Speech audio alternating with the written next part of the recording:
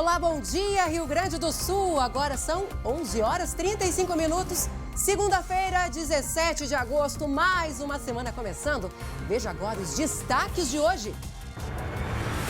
Encontrado o corpo de Paula Portes no interior de Soledade. A jovem de 18 anos estava desaparecida há mais de 2 meses. Ao vivo, você vai saber os detalhes desta investigação que desafiou a polícia gaúcha. O que está por trás disso? Flagrante na fronteira oeste. Motoboy reage à tentativa de assalto e é baleado. Daqui a pouco você vai saber o que aconteceu. A neve vem aí. Muita neve. Quando e onde? Já já a meteorologista Estael Cias vai nos contar. Dinheiro na conta. Caixa libera mais uma parcela do auxílio emergencial. Quem recebe os R$600 nesta semana? A gente responde as suas dúvidas ao vivo. O SBT Rio Grande, a sua companhia na hora do almoço, já está no ar.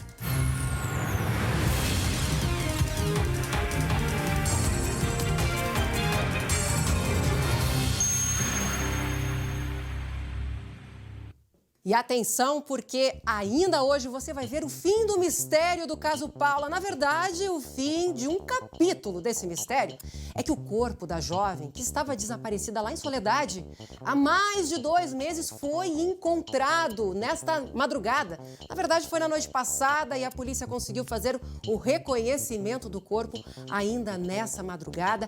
O cadáver, ele estava enterrado num matagal, num local de difícil acesso, bem no interior lá do município. Já nós vamos trazer todos os detalhes, todas as informações deste caso que está mobilizando a polícia gaúcha há mais de 2 meses. O nosso repórter Lucas Abate está no local, está acompanhando. Então, já a gente já volta. Vai lá, pega uma aguinha, que daqui a pouquinho a gente volta com todas essas informações.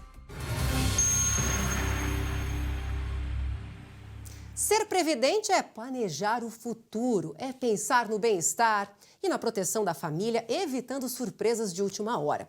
Entendemos que o momento é de atenção e de cuidado e o propósito da Ser Previdente é cuidar das pessoas em momentos de perda. Por isso, estão fazendo parte na luta contra o Covid. Isenção de carência para a aquisição de novos planos Ser Previdente. Você, seguro com a experiência de mais de 55 anos do Grupo Cortel.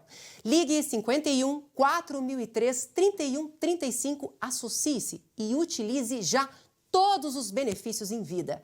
Ser Previdente, um plano para a vida. Acesse www.serprevidente.com.br. Vamos dar uma olhadinha no horário? 11 horas e 44 minutos, fim de um mistério. Atenção! Fim de um capítulo desse grande mistério aí que mobiliza a polícia aqui no Rio Grande do Sul há mais de 2 meses. Vocês lembram do caso Paula, né? O corpo da jovem de 18 anos foi encontrado no interior de Soledade na noite deste domingo. Lembrando, ela foi vista pela última vez lá no dia 10 de junho, saindo na casa de amigos. A gente tem câmera, ela estava sendo carregada, desacordada. O repórter Lucas Abate está ao vivo, lá em Soledade, em frente à delegacia. Aonde está o Lucas? Deixa eu conversar com ele. Olha aí, a delegada já está começando a dar uma entrevista coletiva para falar sobre este caso lá em Soledade, ao vivo. Vamos acompanhar, depois a gente conversa com o Lucas Abate, que acompanha esse caso já há bastante tempo. Vamos ouvir. O local exato em que estava o corpo. No primeiro indicativo, né, de que o corpo estaria no local em que a gente buscava, então nós acionamos a perícia do IGP e no meio da madrugada, então, a gente, né, desenterrou o corpo, né, e confirmamos, então, que se tratava do corpo da Paula. Um ponto muito importante da investigação, a localização do corpo, do ponto de vista probatório. Isso vai reforçar, né, a materialidade do crime. Na verdade, agora a gente tem a prova concreta da materialidade do crime. A gente vai poder, inclusive, confirmar e esclarecer alguns pontos da investigação que ainda estavam, né, de certa forma, em aberto.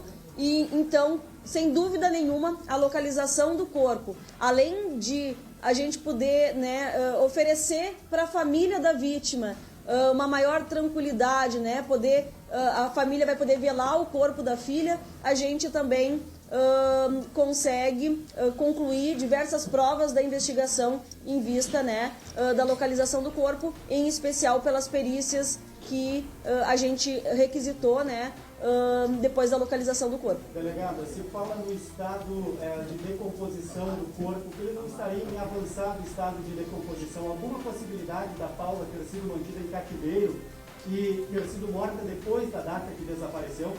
Não, a gente não trabalha com essa possibilidade. A gente já tem prova, né, justamente que foi realizada já no início da investigação com relação a toda a dinâmica do crime. Então a gente sabe que a Paula, no caso, foi morta no dia em que ela, né, no dia anterior ao registro do desaparecimento dela. Então a gente não trabalha com essa possibilidade. É claro que a questão da decomposição do corpo, ela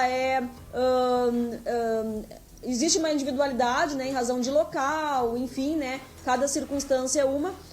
Na verdade, do ponto de vista investigativo, foi muito bom que o corpo estava, de certa forma, conservado, porque agora a gente consegue, né, por meio do corpo, realizar diversas perícias que talvez a gente não conseguisse se o corpo estivesse num estágio avançado de decomposição. Mas a gente não trabalha com a possibilidade da Paula ter sido mantida em cativeiro ou não ter sido morta no momento, né, do desaparecimento da mesma. Delegada, como é que foi o trabalho em relação a chegar até o local? Porque da Margem São Bento até o Rincão do Bugre eram poucos metros em linha reta, mas como foi esse trabalho? Tem essa possibilidade de que o corpo tenha sido movimentado entre os lugares? Na investigação está comprovado que o corpo foi movimentado de lugar. O local em que a gente encontrou o corpo ontem seria o segundo local em que, né, já houve, então, a alteração. Isso já está provado dentro da investigação. A gente já tinha realizado buscas na semana anterior, né, do corpo, em proximidades muito próximas, né, do local onde a gente localizou o corpo ontem. Então a gente estava chegando no lugar, a gente estava muito próximo de encontrar o corpo, a gente só não tinha justamente detectado o local exato, né? Então, na verdade, a gente conseguiu depurar melhor as informações que já se tinha e conseguimos, então, encontrar o local exato, né, onde estava o corpo, que era já uma localidade próxima de onde a gente já vinha realizando buscas anteriores. Motivação do crime, delegada, a polícia já tem alguma ideia? A motivação do crime a gente já trabalha com uma possibilidade já desde o início da investigação, que é a queima de arquivo. A Paula sabia de alguma coisa que pudesse incriminar os investigados. Isso está aprovado dentro dos autos. O que a gente não conseguiu esclarecer até o momento é o que efetivamente a Paula sabia que pudesse prejudicar os investigados, né? Mas nós temos provas que os investigados, enfim, pertencem a uma facção criminosa vinculada a tráfico de drogas, atualmente também trabalhando com a comercialização de cigarros. Então a gente sabia do envolvimento deles já em diversos delitos, provavelmente seria algo relacionado a algum crime, né, nesse sentido de que os investigados já vinham praticando aqui em Soledade e também na região. As duas mortes do bairro Farroupilha, delegado. As duas mortes do bairro Farroupilha têm a ver com esse caso? Não podemos precisar nada nesse sentido, não temos prova nenhuma que confirme essa hipótese. Paula seria usuária de drogas? Não temos também confirmação nesse sentido, de que a Paula seria usuária de drogas.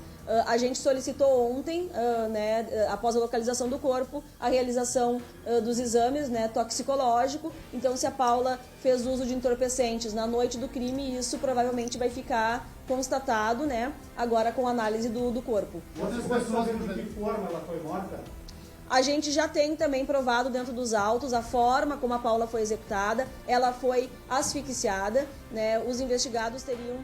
Você que está ligando a TV agora, nós estamos ao vivo, direto de Soledade, com a delegada Fabiane Bittencourt, porque nesta madrugada foi encontrado o corpo da Paula Portes lá em Soledade, que estava desaparecida aí há mais de 2 meses, mobilizou a Polícia Gaúcha. A gente segue acompanhando a entrevista coletiva da delegada. Vamos ouvir. Já essa hipótese, né, que a polícia trabalhava já desde o início da investigação. Já se sabe qual dos envolvidos foi quem asfixiou?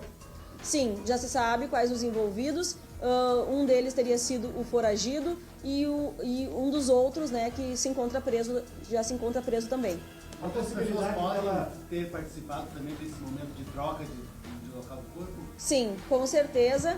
Nós já temos elementos que indicam que outras pessoas, além dos investigados que estão presos, né, e um foragido, participaram desse cenário da ocultação de cadáver. A gente deve trabalhar nisso nos próximos dias. A localização do corpo não encerra a investigação. Nós ainda continuamos finalizando essas provas e depurando o crime por completo. Então, não está descartada nenhuma possibilidade, inclusive, como referi, nós temos elementos que indicam a participação de outras pessoas, sim, na ocultação do corpo. Aí pode ter sofrido violência sexual? A gente não trabalha com essa hipótese de violência sexual, no entanto, para descartar, né, todas as possibilidades do que aconteceu na noite do crime, ontem foi requisitada a realização também da perícia de verificação de violência. Há informações sobre o paradeiro do foragido, tá ligado?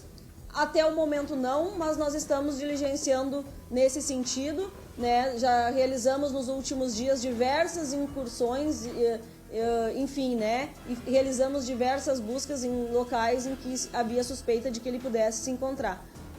Como venho referido, a gente tem bastante expectativa de ainda conseguir, até o final da conclusão da investigação, prender o foragido. Delegada, qual foi a diferença dos primeiros dias de investigação, primeiro mês de investigação até a formação de uma força-tarefa, que após a formação, 3 semanas de trabalho, foi conseguido encontrar a bolsa e posteriormente o corpo? Qual foi a diferença no trabalho da polícia?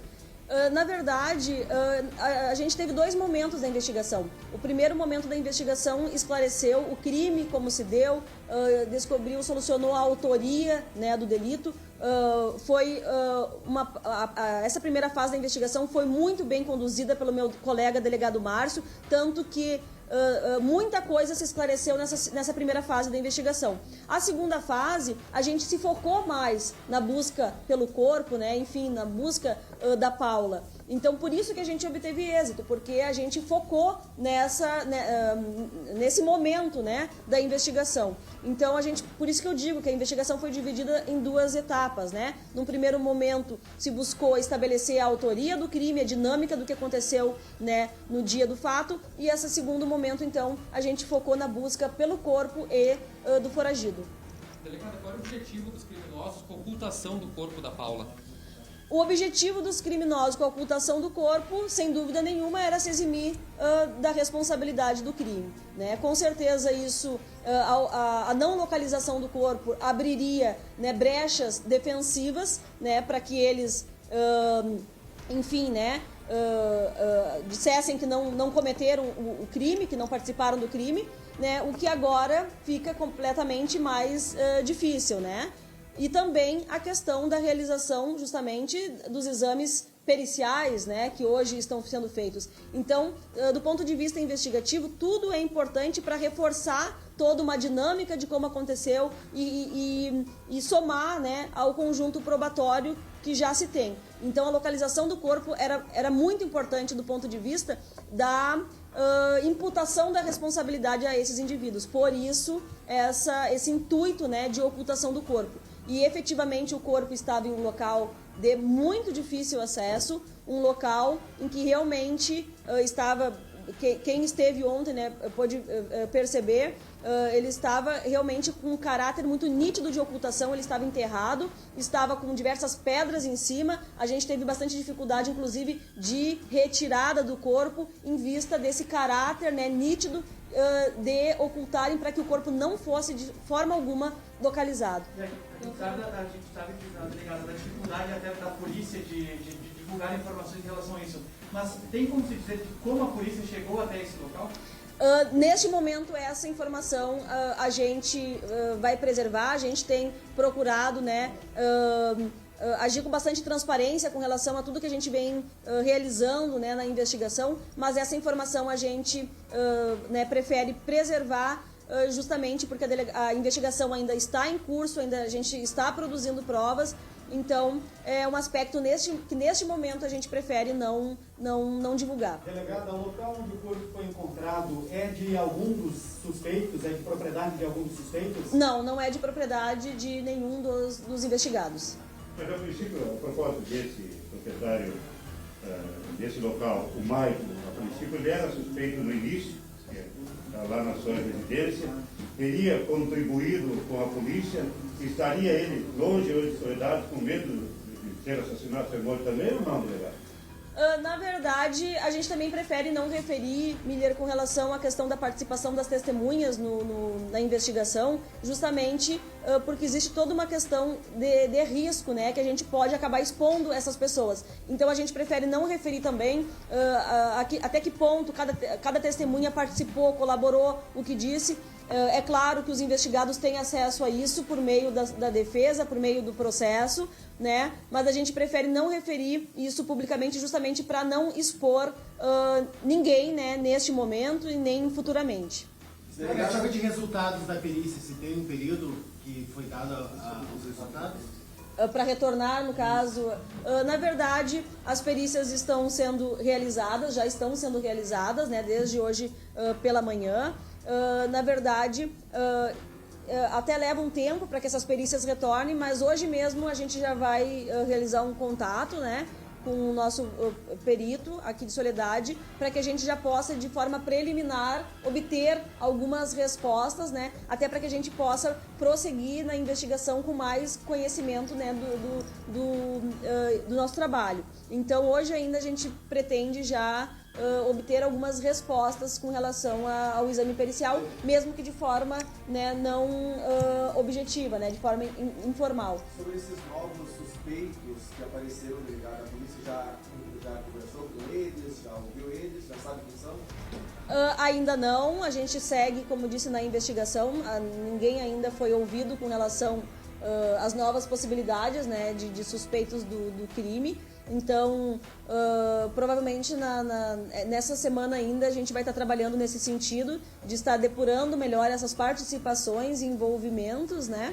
E definindo então a participação efetiva de cada uma dessas outras pessoas que hoje estão aparecendo no cenário do crime. Delegada, os suspeitos que estão presos, em algum momento auxiliaram a polícia na localização do corpo? Não, em nenhum momento nenhum dos investigados auxiliou a polícia na obtenção de qualquer prova que foi produzida. Isso, inclusive, foi a maior dificuldade dessa investigação. Nós não tivemos a colaboração de nenhum dos suspeitos. Eles, apesar do vasto conjunto probatório que se tem na investigação, eles continuam negando, eles não assumem que participaram do crime, eles não assumem, né, o cometimento do delito. Então essa foi a nossa maior dificuldade. Todas as provas que a gente conseguiu obter foi realmente por meio investigativo, por outros meios investigativos, que não a colaboração dos investigados. Delegada, quando criou a Força Tarefa, a senhora afirmou que eram duas frentes, né? A primeira, localizar o corpo, que cessou hoje com a localização.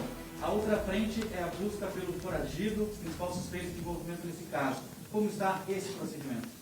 Nós estamos na busca, desde que a gente assumiu, né, nessa segunda fase da investigação, nós estamos diligenciando, né, nesse sentido, tanto pela busca do corpo como pela busca do foragido. Hoje a gente pode trazer uma boa notícia com relação à localização do corpo. Quem sabe nos próximos dias a gente consegue, né, trazer mais uma boa notícia com a localização do foragido, que acredito que seria, então, um fechamento, né, completo deste caso, com um êxito total. Mas a gente espera ainda e tenho convicção de que a gente vai conseguir também apresentar essa resposta para a sociedade. 23 dias que a senhora assumiu este caso, o que foi fundamental para chegar ao resultado que se tem hoje?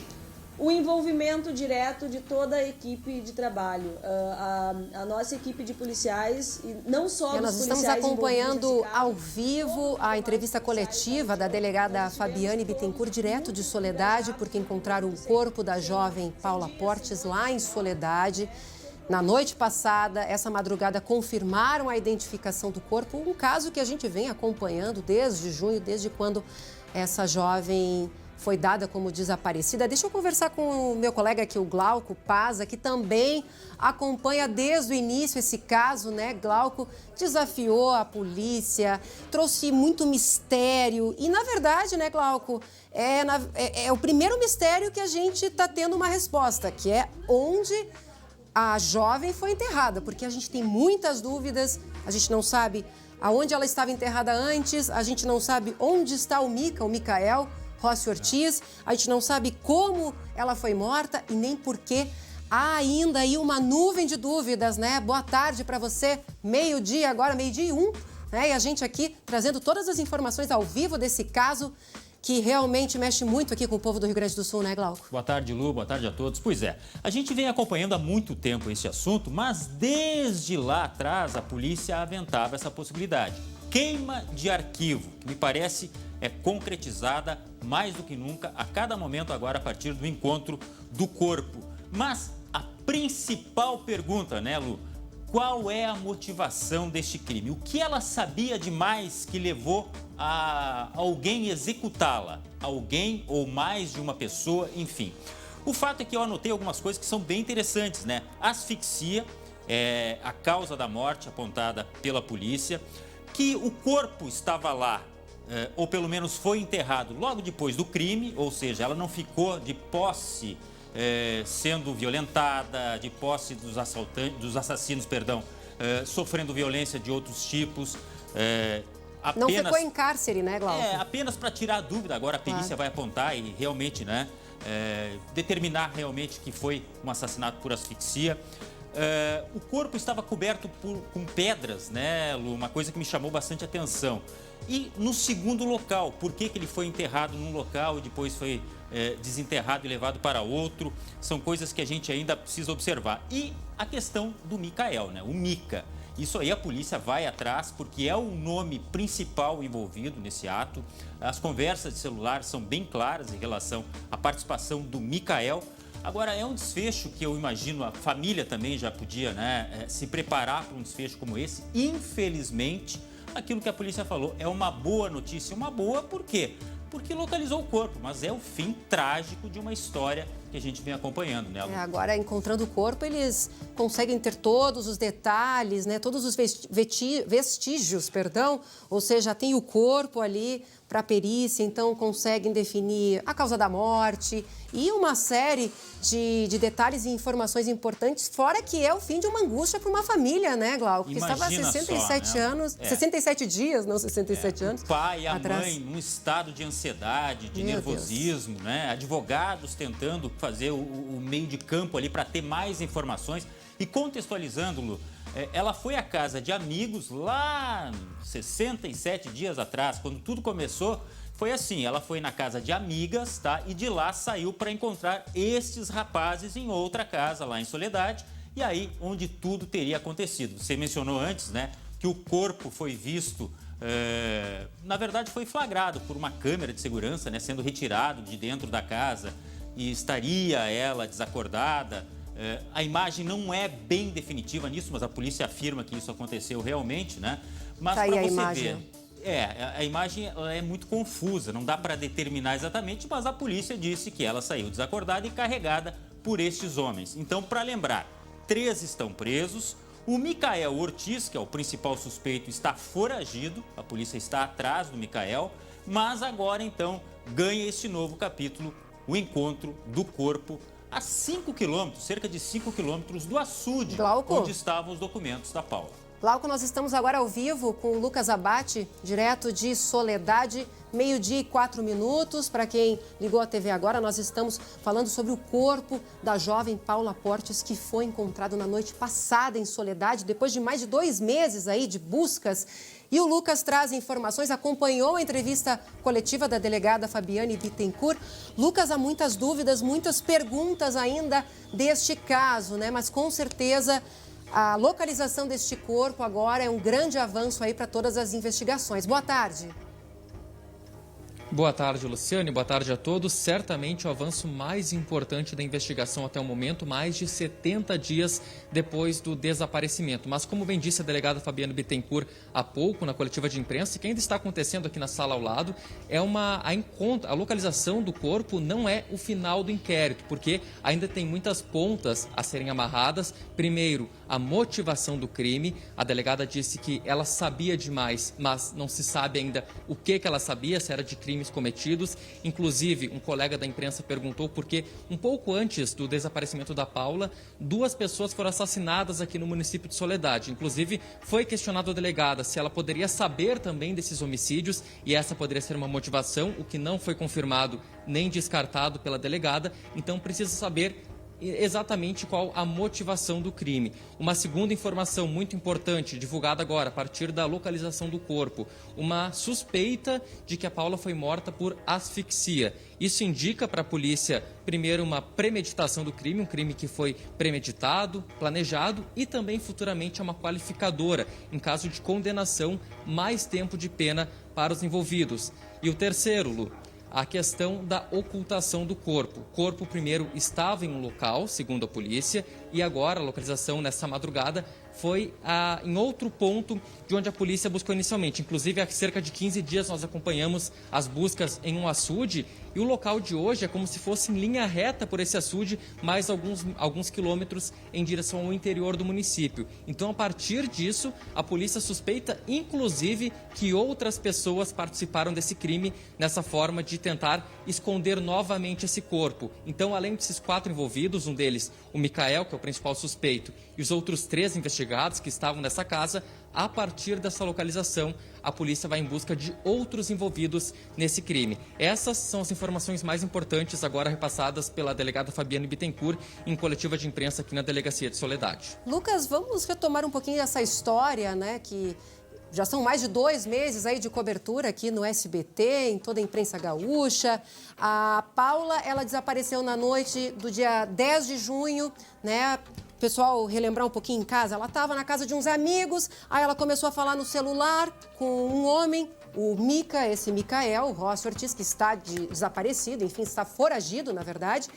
E aí ela foi até a casa deles, ela deixou para trás os outros amigos que deram carona, foi até essa casa e ali é que ela acabou, então, desaparecendo, onde a gente tem as imagens das câmeras de segurança, a gente tem as imagens aí, que flagra um momento em que ela é carregada, desacordada, né, saindo da casa. Olha aí as imagens, elas não são muito boas, mas para a polícia é o que trouxe a convicção de que ela foi carregada, retirada de dentro da casa, colocada dentro de um carro e aí desapareceu.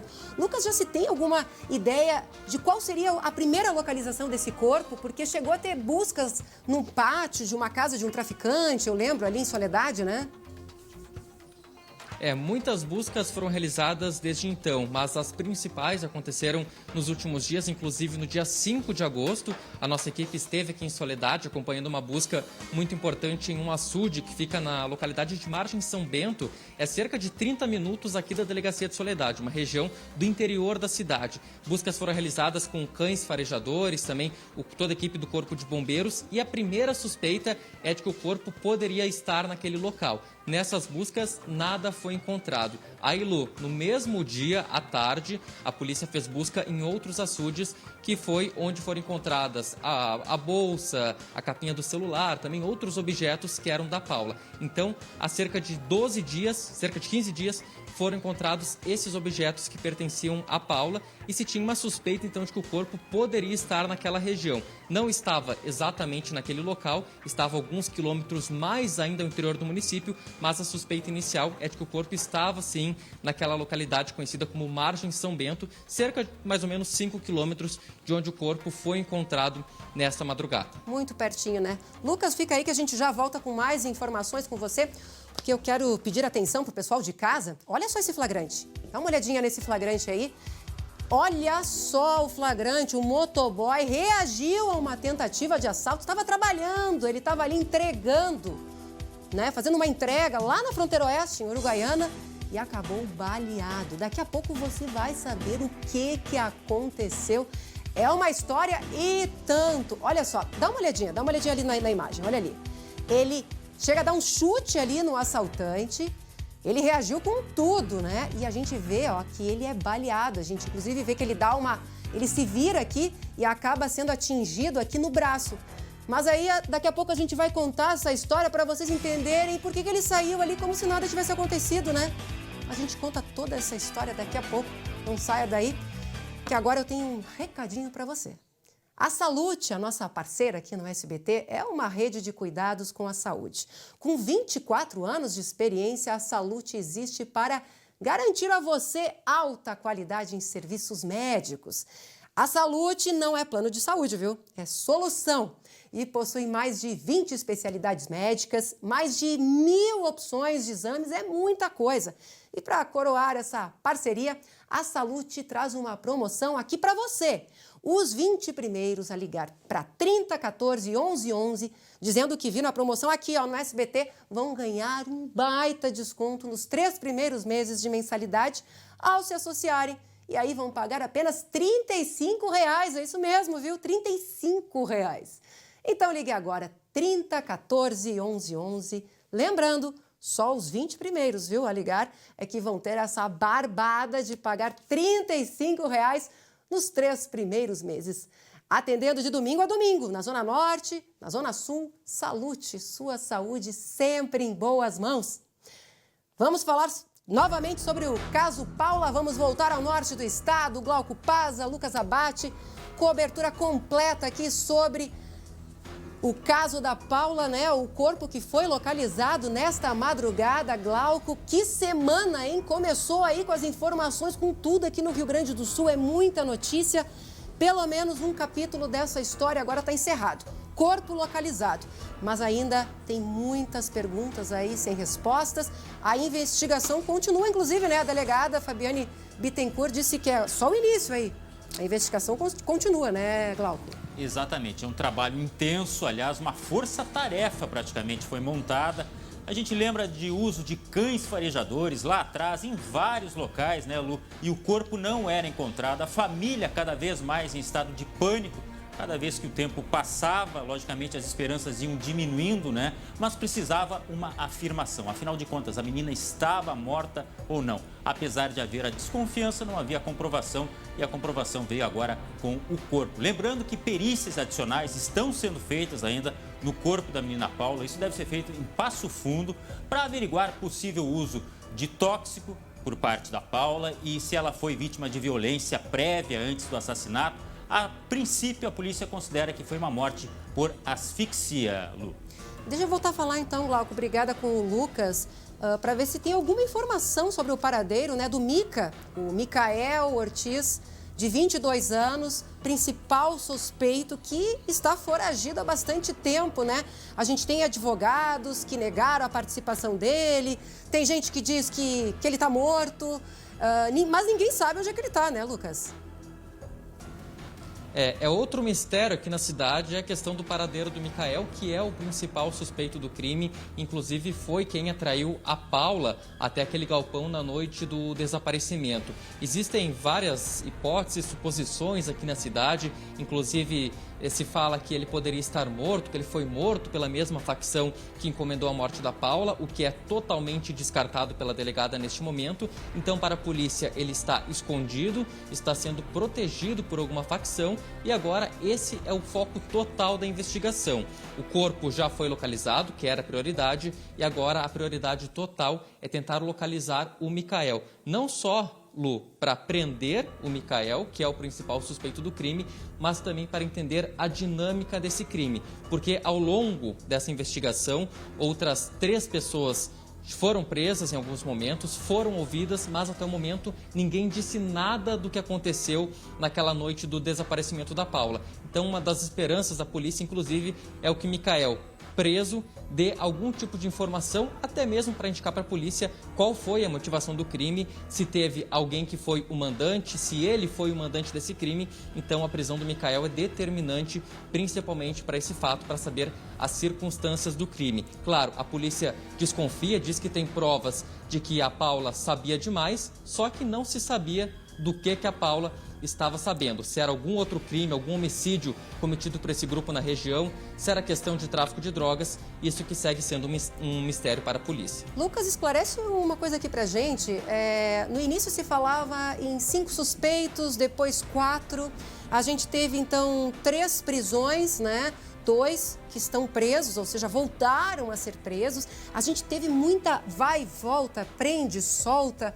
É um pouco confuso toda essa história. Tem um suspeito que está preso em casa, né? Tá com uma tornozeleira eletrônica. Mas, enfim, a gente teve muito esse prende e solta, né? Teve 2, inclusive, que foram presos novamente lá em julho porque eles estavam juntos e aí o Ministério Público disse, olha, eles podem interferir na investigação e acabaram interferindo, né, Lucas? E esse prende e solta, segundo a polícia, foi determinante para essa dificuldade em se localizar o corpo, porque a polícia suspeita que esses soltos foram um dos envolvidos na mudança de local do corpo. Mas só para a gente esclarecer, então, lá no início se falava em 5 pessoas, porque havia 5 pessoas na casa, naquele galpão, na noite em que a Paula desapareceu. Ao longo da investigação, a polícia descartou a participação de um dos envolvidos. Então começou a trabalhar com 4 suspeitos desse crime. O Micael, principal suspeito, um suposto mandante do crime e outras 3 pessoas que estiveram juntos, ajudaram na morte e também ajudaram na ocultação do corpo.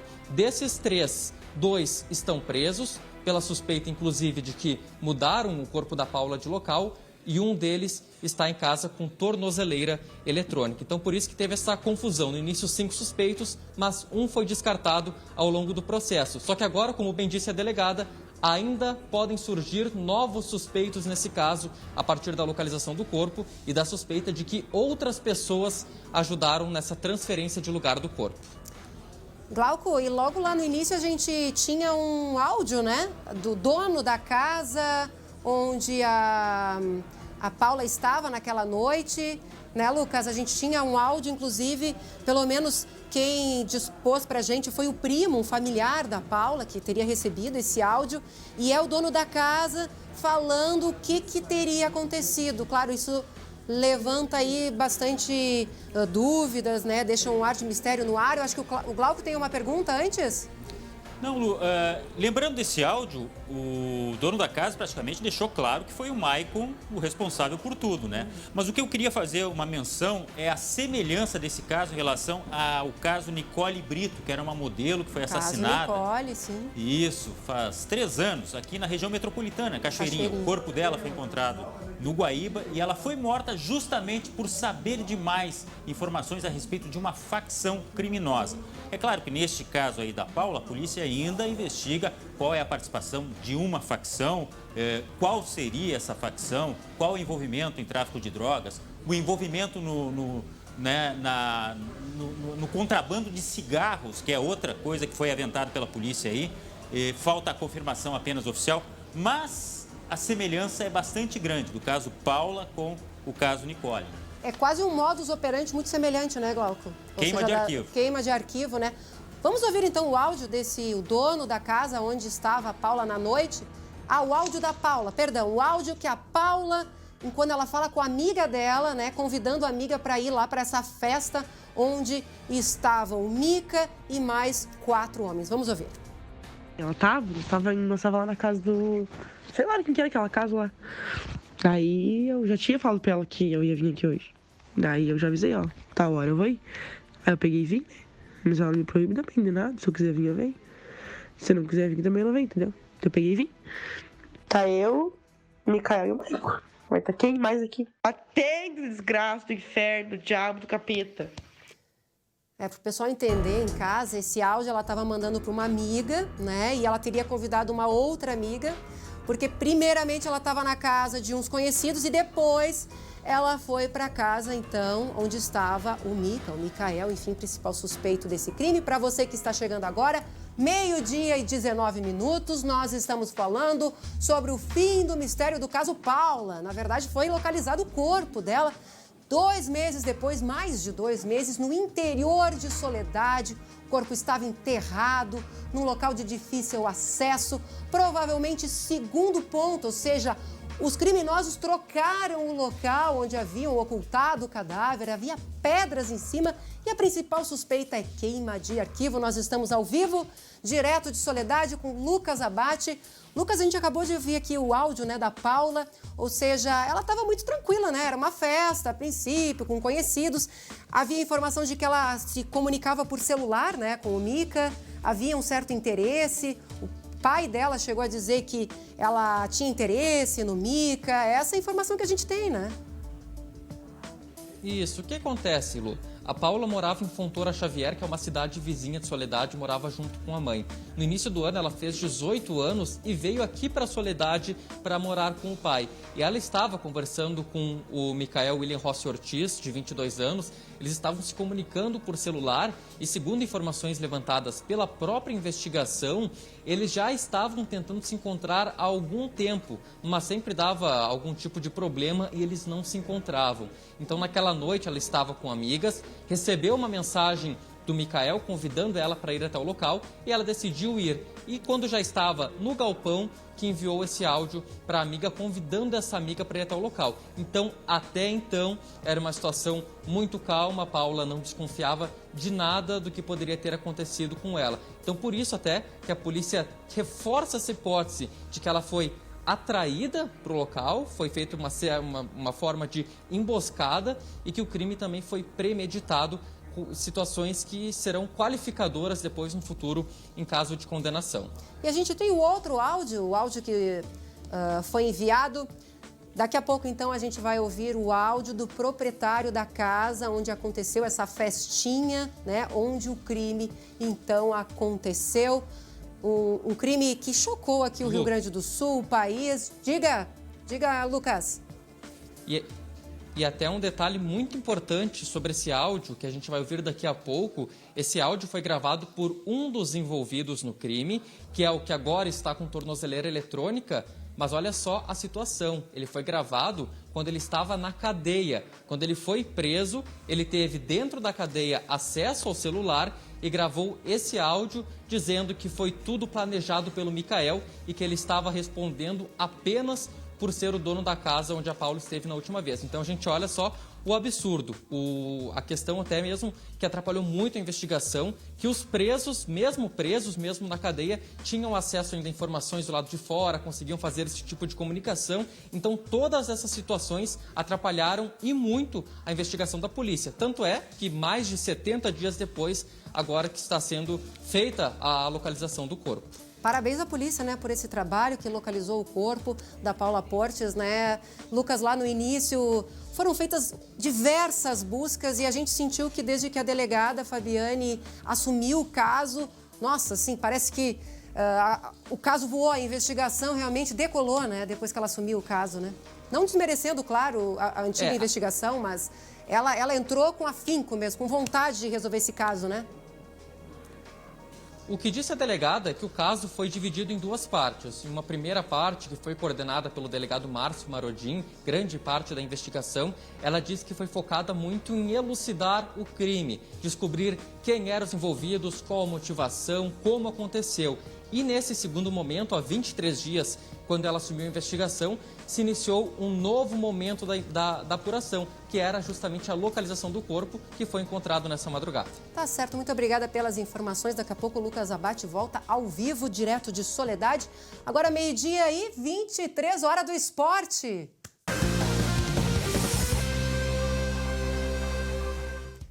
É fim de semana, teve dupla Grenal, né, Glauco? Acho que teve um tropeço. Foi um fim de semana meio morno aí no Brasileiro, né? Tanto do Grêmio quanto pro Inter. Inter pior, Grêmio ali foi um 0-0.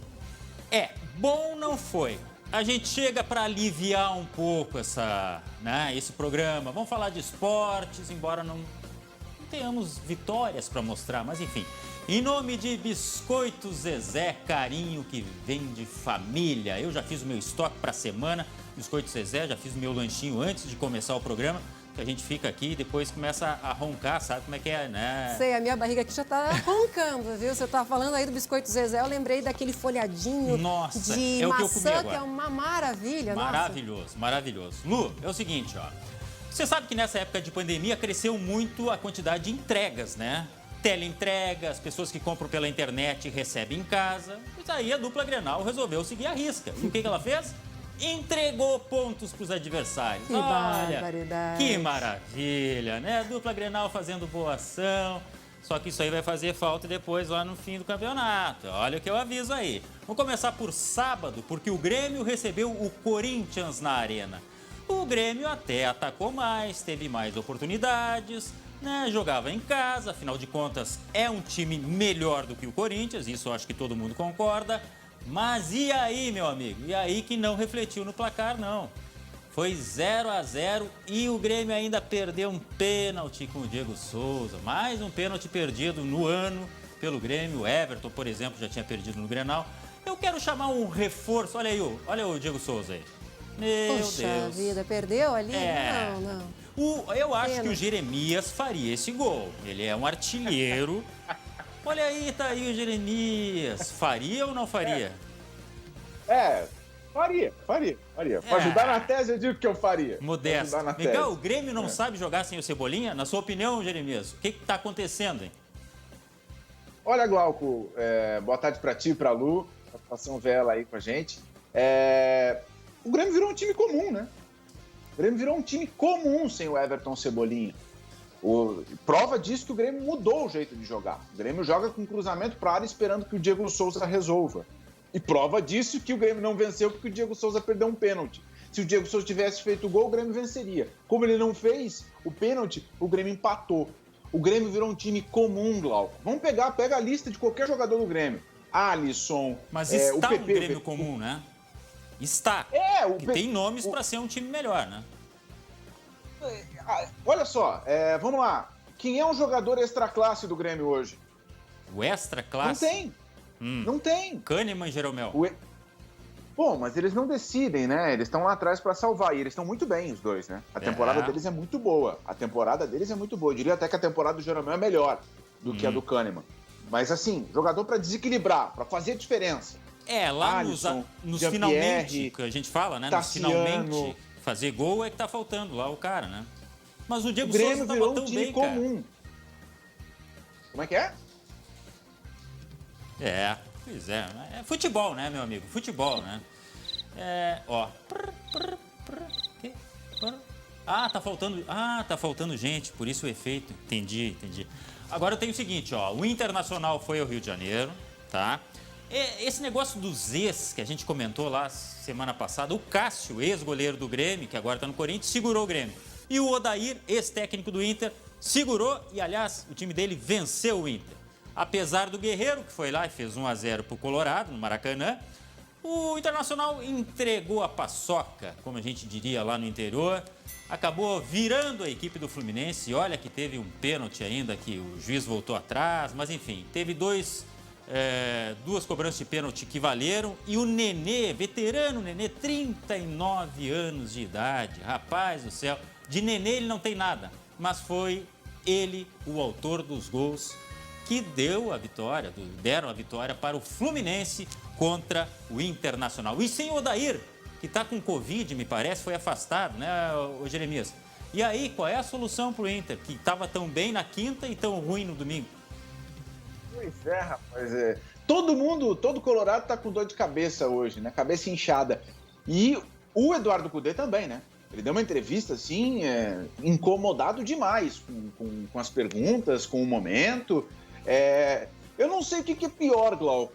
Se o Grêmio, que foi um regular nota 6 nesse jogo contra o Corinthians, ou o Inter, que fez um primeiro tempo muito bom e merecia ter saído com a vitória, e um segundo tempo muito ruim. Que o Inter, com o que fez no primeiro tempo, criou um cenário assim de que ele ia ter 100% de aproveitamento e ia ser um dos líderes do Campeonato Brasileiro, só que no segundo tempo não jogou nada, e tomou virada com 2 gols de pênalti, 2 gols do Nenê. Eu não sei o que é pior, mas assim, o que eu sei é que os colorados precisam com calma.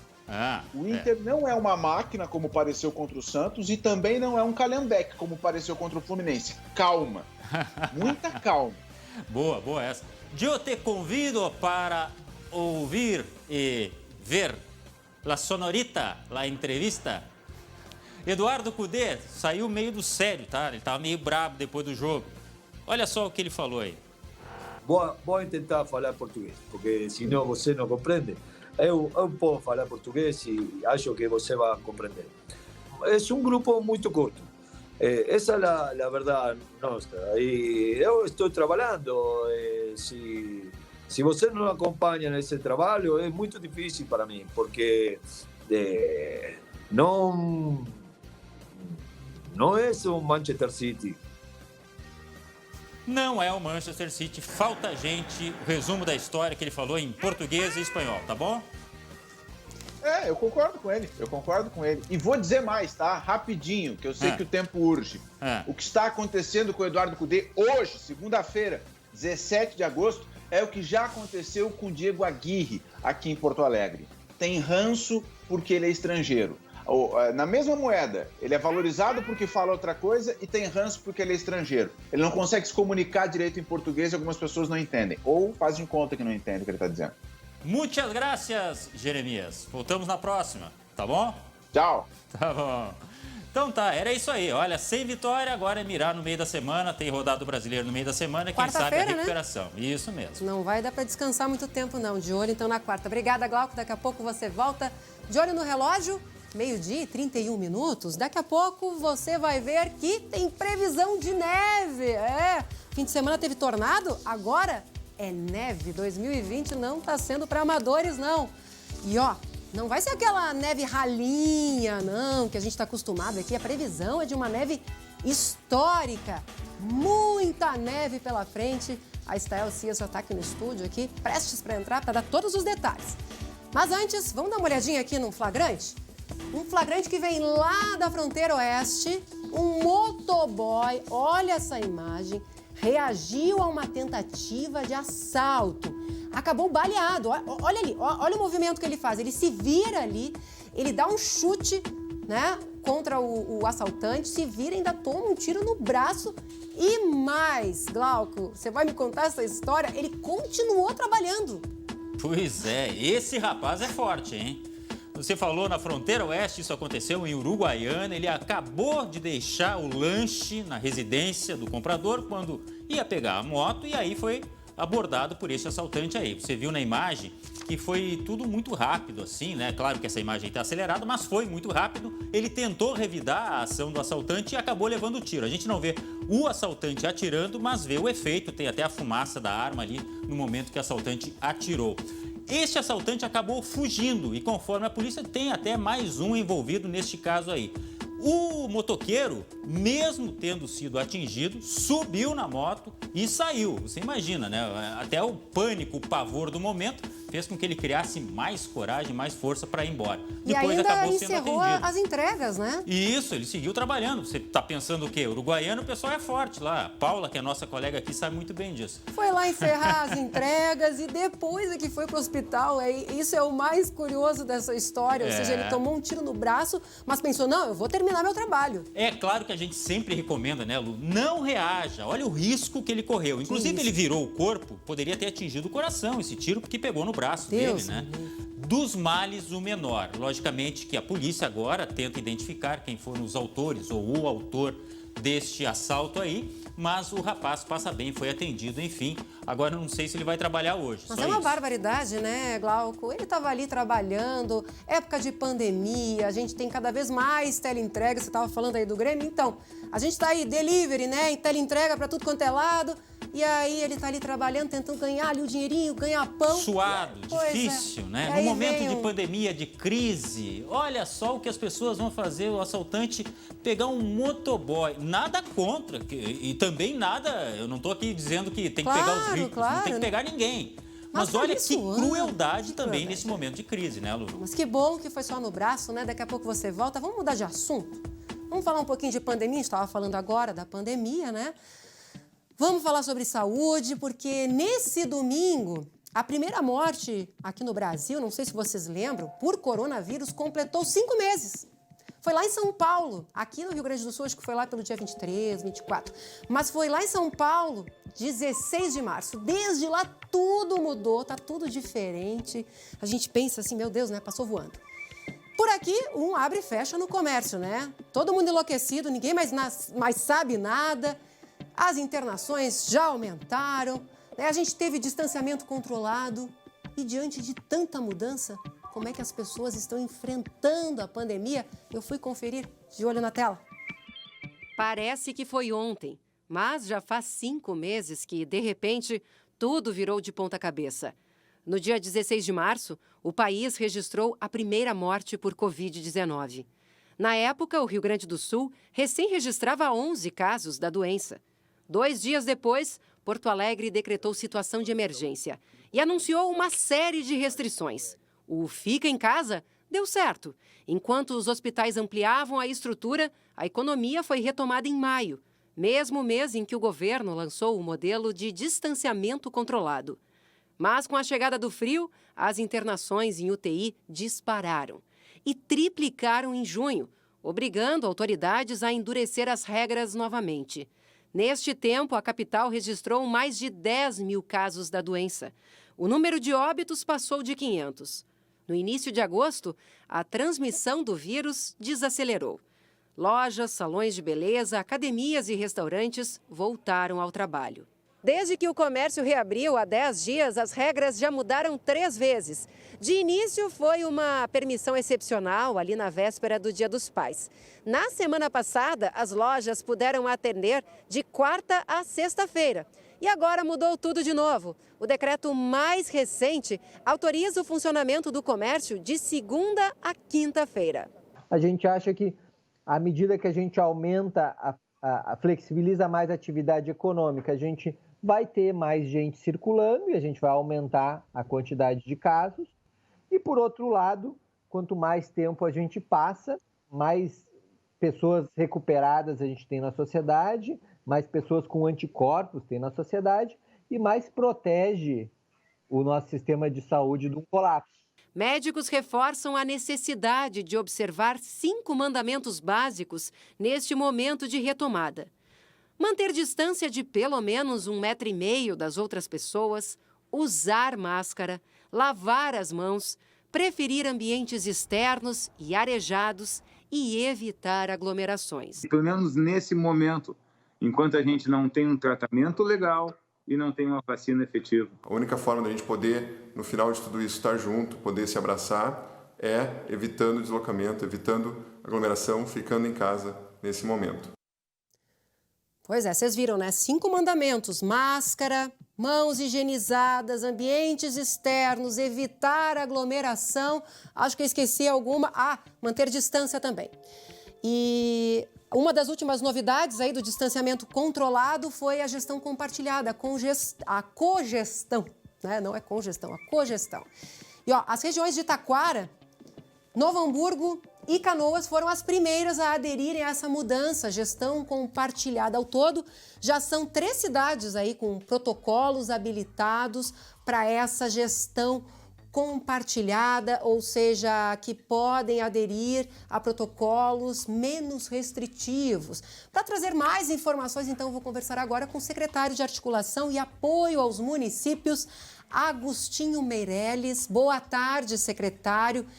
Queria que o senhor explicasse um pouquinho como é que funciona na prática essa gestão compartilhada, porque, querendo ou não, aí o mapa do distanciamento controlado gera tantas dúvidas agora, né? A população gaúcha já sofreu tantas alterações, agora mais uma alteração, ou seja, nesse momento a gente tem 3 regiões de bandeira vermelha que poderão adotar protocolos da bandeira laranja, é isso? Primeiramente, boa tarde a todos. É um prazer ter a oportunidade de esclarecer. Quando tu falas em questão de mudanças, as mudanças são necessárias justamente para te poder atender à evolução da doença e a evolução e entender um comportamento da nossa sociedade. Então, todas as alterações foi, antes do modelo de distanciamento, houve os decretos municipais e depois um decreto estadual com regras bem rígidas para garantir um número de isolamento social maior, onde alcançamos quase 70% de isolamento. Foi o que tu disseste anteriormente, para nós prepararmos o sistema de saúde dentro, obviamente, da possibilidade que o Estado e os municípios tinham. E com o modelo de distanciamento e com aquele decreto mais restritivo, nós conseguimos dobrar a capacidade de UTI no estado do Rio Grande do Sul. Depois disso, com o modelo de distanciamento controlado, houve a abertura de possibilidade de recurso, que é uma coisa natural.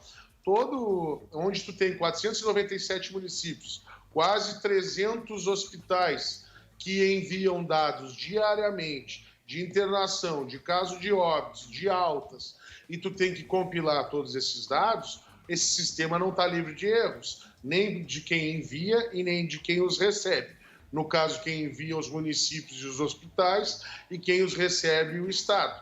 E natural que se abrisse um espaço para justamente os municípios poderem recorrer de uma decisão que pode sim, como em todas as áreas, pode acontecer algum equívoco.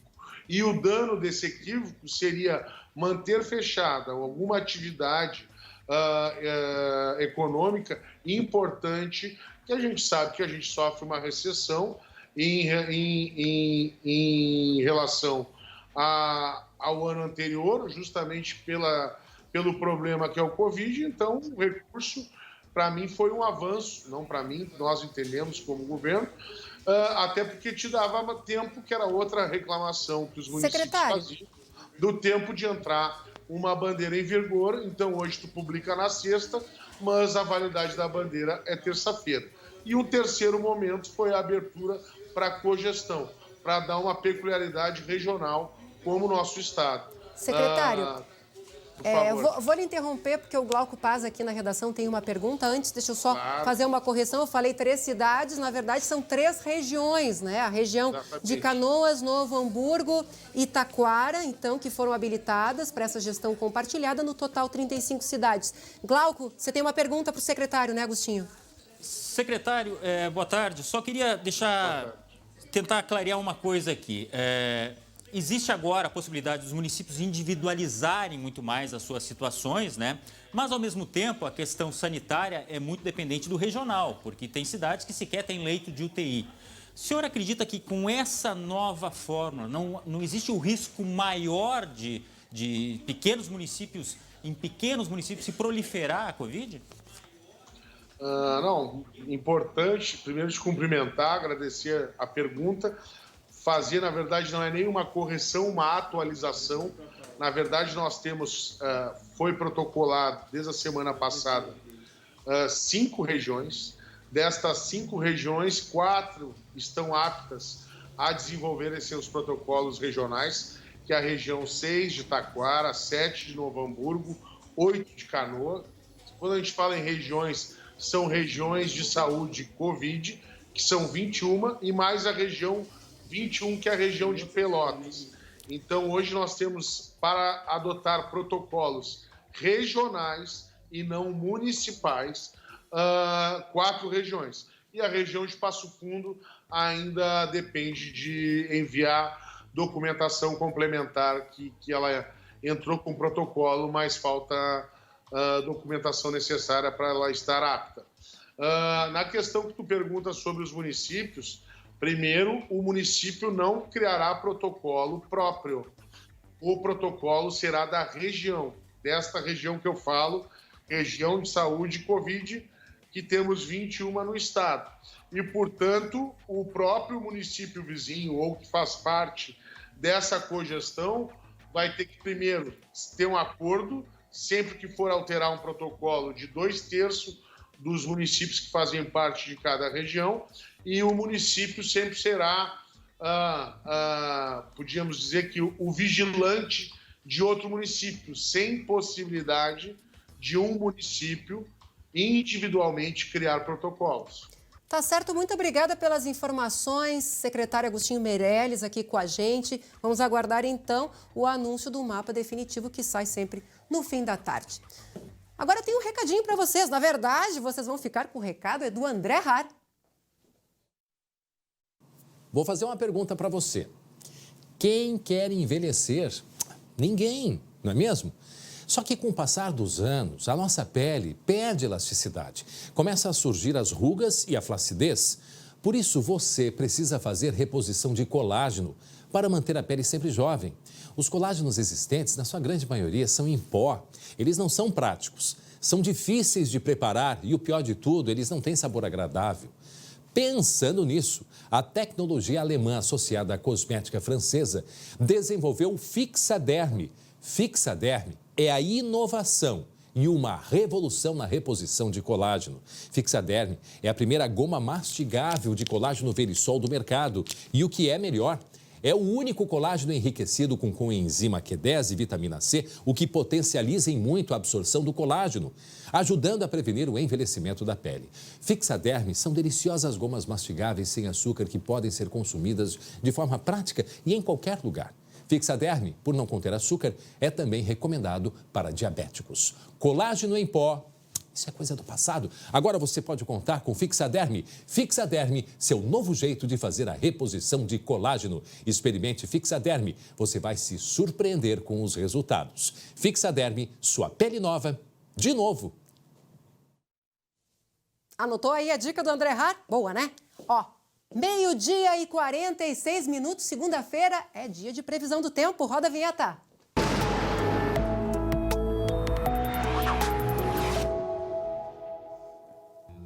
A Estael Cias já está aqui com a gente no estúdio. Nossa, a gente conversou todo fim de semana, agora mais segunda-feira. Estael, seja bem-vinda de novo. Estael, já vamos começar, né? Que todo mundo quer saber.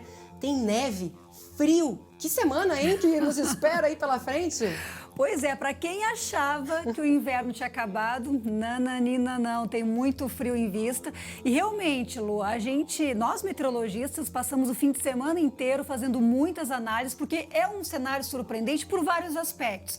Primeiro, a época do ano em que nós temos aí essa forte massa de ar polar, a gente já está na segunda metade de agosto, no calendário é inverno, mas a atmosfera já começa a ter um comportamento de primavera. Então, o primeiro é o período em que esse frio vai chegar. Segundo, é a intensidade dessa massa de ar polar, é uma massa de ar polar a mais intensa, provavelmente, deste ano de 2020. Nossa. E, diante disso, todas as consequências que podem vir dessa massa de ar polar, que vai provocar mudança na temperatura, não só aqui no Rio Grande do Sul, ela vai longe, vai para o sudeste, centro-oeste, até mesmo para cidades e estados de baixas latitudes. Então, vai ser pauta nacional. E a neve, ela exige não só o frio intenso, mas principalmente a instabilidade. Essa é uma semana de chuva no Paraná, Santa Catarina e parte do Rio Grande do Sul. Então, a combinação dessa frente estacionária, que vai gerar uma semana de muita instabilidade, até com situação de alerta para Santa Catarina e Paraná, com o frio, traz essa possibilidade real de neve. Aqui nós temos um mapa de chuva que é interessante mostrar essa instabilidade aqui pegando, olha, vejam só, grande parte do Rio Grande do Sul, aqui Costa Doce, Grande Porto Alegre, metade norte do estado, e com a chegada do ar polar muito intenso, a temperatura vai estar abaixo de zero em vários níveis da atmosfera. Quando que chega esse ar polar? Começa na quarta a mudança, mas a gente vai sentir mais o frio de forma generalizada no estado, na quinta, na sexta e no sábado. Importante destacar que não é só frio pela manhã, o frio também perdura durante as tardes. E vejam também um outro dado importante, a trajetória que essa massa de ar polar ela vai fazer. Ela vem direto do Polo Sul, avançando pelo continente até o centro do país. Então ela chega com força total ao Rio Grande do Sul e dá encontro ainda com a instabilidade. E por isso, sim, temos expectativa de neve, não só em intensidade, mas em período. A expectativa é para quinta-feira, sexta-feira e ainda no sábado. Então, 3 dias seguidos com potencial de neve. Esse é o cenário que a gente está avaliando hoje. É preciso... Neve de acumular, né, Estael? Exato, já vou chegar lá. Exatamente, porque o cenário de neve, a previsão de neve é algo muito complexo. Por mais que a gente tenha experiência, a neve não é algo tão comum aqui no Rio Grande do Sul. Então, a gente está avaliando a cada 6 horas, estamos fazendo essa reavaliação.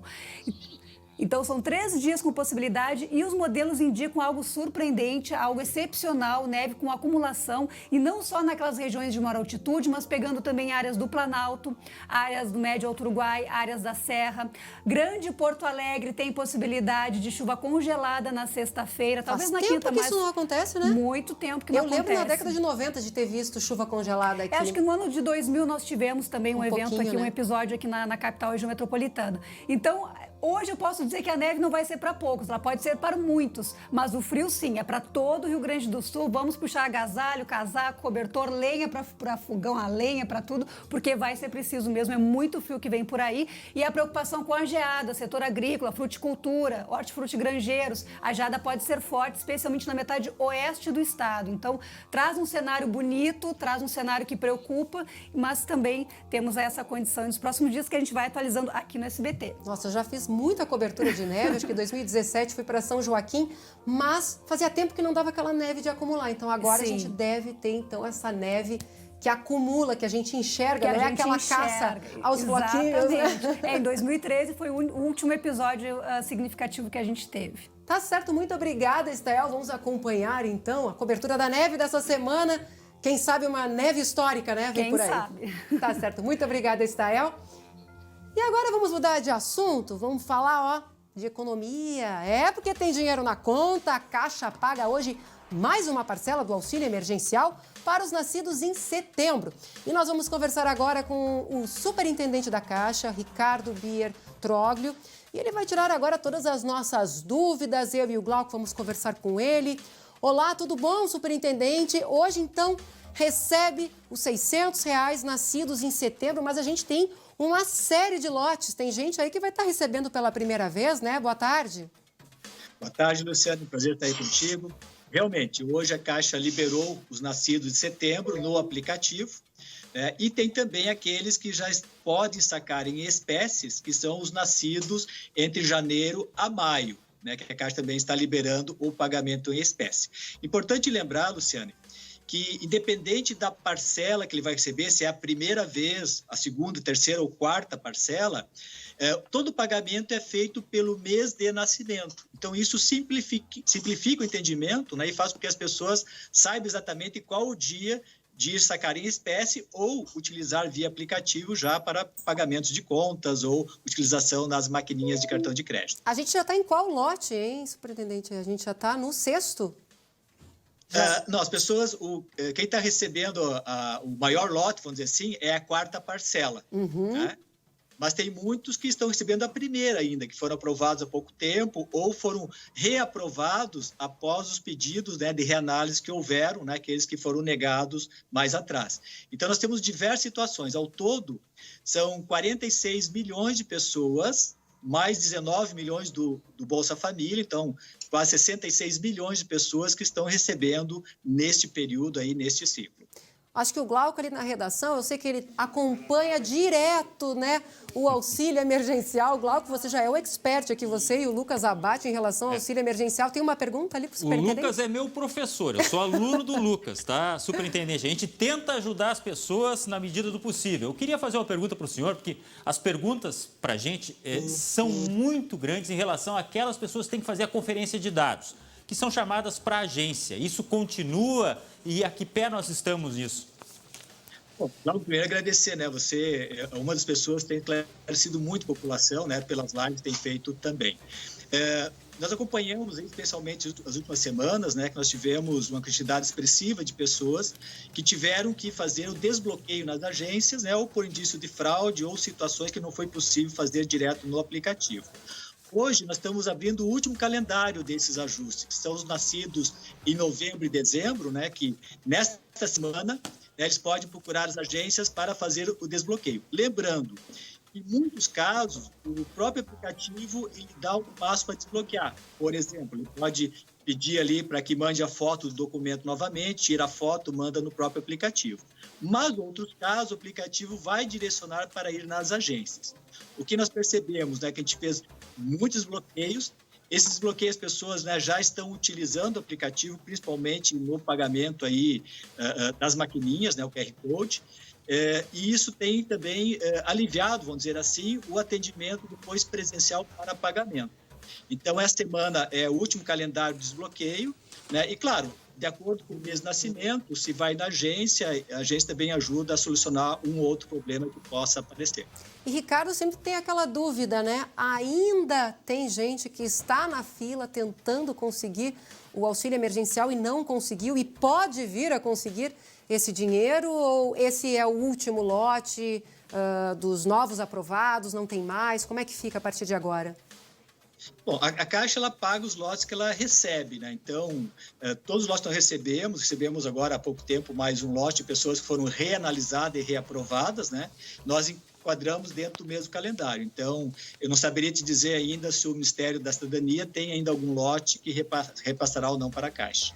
Mas uma coisa interessante que vocês fizeram, acho que foi em julho, foi unificar o calendário, porque a gente, à medida em que o auxílio emergencial foi pagando, né, os R$600, a gente teve vários calendários e aí vocês unificaram para ficar mais claro para as pessoas. Então, hoje são os nascidos em setembro, né?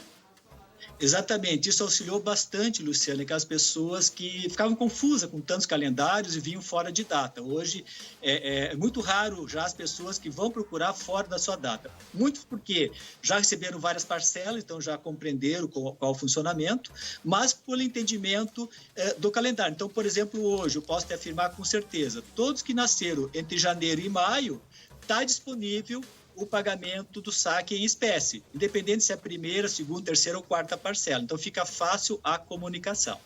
Glauco, você tem mais alguma pergunta aqui para o Ricardo? Não, eu acho que em relação a isso, o superintendente não tem como afirmar que vai ter mais lote ou que não vai ter mais lote, porque é realmente o cruzamento de dados, o Ministério da Cidadania que libera, mas só lembrando que 91 mil, se não me engano, estão recebendo pela primeira vez. Então, é bem possível que tenha gente ainda que vá receber em outras parcelas, tá bom, Lu? Pois é, né? Eu acho que esse auxílio emergencial, ele trouxe aí um alívio para muita gente. Tem muita gente que também diz que não conseguiu. A gente que está na rua, seguida a gente ouve esses relatos de pessoas que não conseguiram. Mas, em geral, né, Ricardo, a gente teve aí muita gente que está conseguindo sacar. A gente já tem aí vários lotes já sendo pagos, pessoal do Bolsa Família, pessoal do Cadastro Único está recebendo dinheiro, né? Exatamente, Luciane. Tem um dado que só no Rio Grande do Sul já foram pagos mais de 6 bilhões de reais, né? Então, o recurso está chegando. O que a gente percebeu muito agora nesses últimos lotes é o aumento muito expressivo da utilização via aplicativo. O aplicativo agora está estável e, como falei antes, a funcionalidade de utilizar o aplicativo nas maquininhas de cartões de crédito, né? Isso fez com que ele tenha popularizado mais, vamos dizer assim, né? E também o que a gente percebeu agora, com esse lote que a gente está terminando a semana, de desbloqueio dos aplicativos, ou por indício de fraude ou cadastral, também está fazendo com que as pessoas utilizem de maneira mais rápida e mais fácil o aplicativo. Tá certo, muito obrigada pelas informações, superintendente Ricardo Biertroglio, né, que está sempre com a gente aqui no SBT Rio Grande, tirando as dúvidas, respondendo aqui as perguntas, né, dos telespectadores. Quem teve dificuldade, aqui conseguiu, então, ter esses esclarecimentos. Muito obrigada mais uma vez pela sua participação. Bom dia, boa semana para o senhor, que eu sei que trabalha muito aí. Para todos nós. Muito obrigado. Obrigada. E agora eu tenho um recado para você. Nós sabemos que uma pandemia não escolhe hora, não escolhe lugar para acontecer. Mas o que já podemos ver é que os médicos sabem exatamente onde devem estar quando isso acontece. Onde? Ao lado de cada paciente, né? Desde a escolha do curso até o exercício profissional da medicina, eles são colocados à prova diariamente, em anos de estudo constante. E agora, mesmo longe das famílias, abatidos, correndo alto risco de contágio, as notícias mostram o quanto o esforço está dando certo. Seja na linha de frente, seja na pesquisa de vacinas, de medicamentos, do próprio vírus, nas consultas, né, dos pacientes de risco ou até no atendimento online. O que importa é que agem juntos para cuidar da saúde de todos. Porque, para o CREMERS, lugar de médico é onde a vida mais precisa. Agora, 12h59, vamos voltar lá para Soledade. Lucas Abate está acompanhando o caso da localização do corpo da jovem Paula Portes, que estava desaparecida há mais de 2 meses. Lucas. A gente fala em frente à delegacia de Soledade, Lu, onde há pouco teve uma coletiva de imprensa com a delegada Fabiane Bittencourt, que está à frente dessa investigação. O passo muito importante, diria o mais importante em mais de 2 meses de investigação, aconteceu nesta madrugada com a localização do corpo da Paula Portes, de 18 anos, aqui no interior de Soledade. As informações mais importantes que foram repassadas nessa coletiva de imprensa. Primeiro, uma suspeita muito forte de que o corpo foi alterado de local. A polícia trabalhava com uma localização e, ao longo da investigação, se descobriu que o corpo foi mudado, foi alterado de local, onde foi encontrado, então, nesta madrugada. Então, a partir desse ponto, a polícia suspeita, inclusive, a participação de outras pessoas nesse crime. São 4 ligadas diretamente ao homicídio e agora se investiga se outras pessoas trabalharam nessa mudança de local. Então, pode haver mais pessoas envolvidas. Segundo ponto, questão da motivação do crime. Para a polícia, muito claro que é uma queima de arquivo. Agora não se sabe por quê. O que a Paula sabia para ser assassinada, para ser executada por essa facção. E a terceira questão, que vai ser confirmada agora com o laudo, a perícia no corpo, é a questão da asfixia, que Paula foi morta por asfixia, o que indica então uma premeditação nesse crime que aconteceu no dia 11 de junho aqui em Soledade. Lucas, na tela aqui a gente está mostrando o rosto do Micael Rossi Ortiz, 22 anos, principal suspeito de ter cometido esse crime. A gente sabe que na noite, do dia 10 de junho, havia 5 pessoas na casa onde ocorreu o crime, mas o Mica, como ele é conhecido, é apontado como principal autor deste crime e ele está foragido, né, Lucas? Vamos ressaltar porque quem tiver qualquer informação, viu esse rosto, tem que acionar a polícia, né? É um crime aí que mobilizou toda a polícia gaúcha aí ao longo dos últimos 2 meses.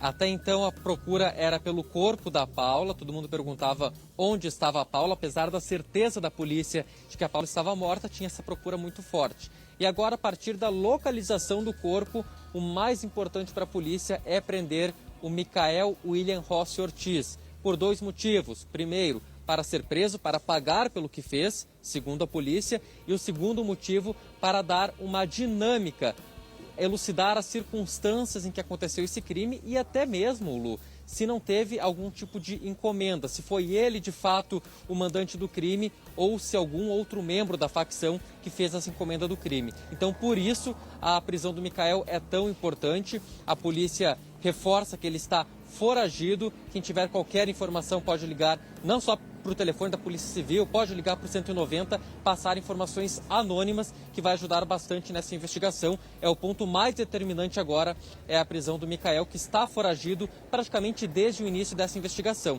Inclusive, lá no início, na primeira semana, a partir do desaparecimento da Paula, o Micael foi ouvido na condição de testemunha, por estar com ela no dia do desaparecimento. Foi ouvido, não passou nenhuma informação e desde então sumiu do mapa, não foi mais visto. Os outros 3 que estão presos, informação que foi confirmada pela delegada, os 3 estão na cadeia, que estava em tornozeleira já está atrás das grades também. Esses 3 também não prestaram nenhum tipo de informação, nenhum tipo de apoio à polícia. Glauco, você que é um pai de família, né? A gente se coloca no lugar desses pais, desse pai, dessa mãe, que no início estavam naquela angústia tremenda. Acreditava, inclusive, que a Paula estivesse viva lá em junho. Eu lembro, da mãe falando do pai. Claro que acaba nutrindo aquela esperança, mas a própria delegada, quando assumiu o caso em julho, ela já tratava como homicídio, com ocultação de cadáver. Mas é uma angústia que pelo menos tem fim, no sentido de poder, no mínimo, enterrar seu filho, né? É terrível, né? É claro, aquele sentimento de pai e mãe, aquela esperança é a última coisa que desaparece, né? Mas a gente sabia que era difícil pelo prazo que se estendeu tanto tempo, né? Desde o desaparecimento até agora, quando foi encontrado o corpo. Realmente a polícia já trabalhava com a hipótese realmente de queima de arquivo. Agora chama a atenção também isso que falou o Lucas a respeito da linha que seguem os criminosos dentro da organização de não revelar nada de informações.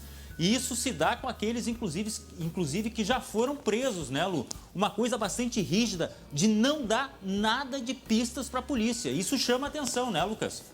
Pois é, não, chama muita atenção, porque desde o início eles negaram, né, Lucas? Foi terrível, dificultando todo o trabalho da polícia. Primeiro foram ouvidos como testemunha, negaram qualquer envolvimento, depois já presos temporariamente, preventivamente, não deram qualquer tipo de informação. Então, esse silêncio total, absoluto, foi o que dificultou bastante o trabalho da polícia e atrasou, inclusive, a localização do corpo. Bom, a gente segue acompanhando esse caso ao longo do dia. Obrigada, Lucas Abate, que segue lá em Soledade. E, Glauco, você continua comigo, que eu sei que você tem informações sobre uma história repugnante, nojenta, daquelas que nos deixam indignados. Só de noticiar. Um homem foi preso por estuprar crianças em Canoas. E sabe quem eram essas vítimas? Pelo amor de Deus. Olha que história Crianças absurda. que vendiam bala na sinaleira. É isso mesmo, Glauco. Eu tô aqui... Eu não tinha visto essa notícia antes, eu tô estarrecida. Infelizmente, né? Essas crianças, esses menores que já sofrem no dia a dia, estão na sinaleira, trabalhando, Lu, e ainda são vítimas de um estuprador. Foram pelo menos 9 vítimas, 9 crianças abusadas por um homem de 54 anos. Ele se aproximava das crianças e que vendiam balas em sinaleiras, semáforos, enfim, como queiram chamar, e oferecia dinheiro em troca de favores sexuais. A quantia variava de 40 a 100 reais, conforme o tipo de favor. Como se esse abuso não bastasse, o estuprador ainda pagava outras crianças para assistir aos estupros. Mas, olha só. Meu Deus do céu, coisa detalhes de sórdidos, né? Detalhes que realmente a gente não gostaria, mas tem que dar aqui. Segundo a polícia, os fatos aconteciam em um matagal próximo à sinaleira, onde elas vendiam balas. Das 9 vítimas, 4 já estão sendo identificadas e têm idades entre 8 e 14 anos. Crianças mesmo, Lu. Meu Deus. E essas imagens que a gente estava vendo ali, seria no matagal, onde ele atacava, estuprava essas crianças, é isso? Exatamente. E aí as imagens dele chegando à delegacia de polícia, na verdade, a central de polícia ali em Canoas, né, sendo conduzido para dentro da delegacia. Esse suspeito foi preso hoje de manhã, ele se manteve calado, tá? O delegado da criança de Canoas, Pablo Rocha, afirmou que este suspeito escolhia cuidadosamente as vítimas por sexo, idade e tipo físico. Olha só que repugnante. Meu Deus, cheguei a tremer nas bases aqui, Glauco, Nossa Senhora. E aí resolveu ficar em silêncio, depois de abusar essas crianças, aí resolve ficar em silêncio na delegacia. Mas que barbaridade, né? Que coisa, né? Não, e você estava falando que as crianças estavam trabalhando, mas é trabalho infantil, né? Que pena que elas não estão em casa. Já é um absurdo estarem trabalhando e ainda sofrerem essa violência. Tá certo. Muito obrigada, Glauco, pelas informações. Por causa do desfecho, né, do caso Paulo, o balcão de soluções, então, fica para amanhã, quando o André Raro estará de volta. Hoje eu estava aqui no púlpito dele, assumiu o controle. O SBT Rio Grande, então, está terminando. Obrigada pela companhia. Mais informações no SBT Rio Grande, segunda edição. Tchau!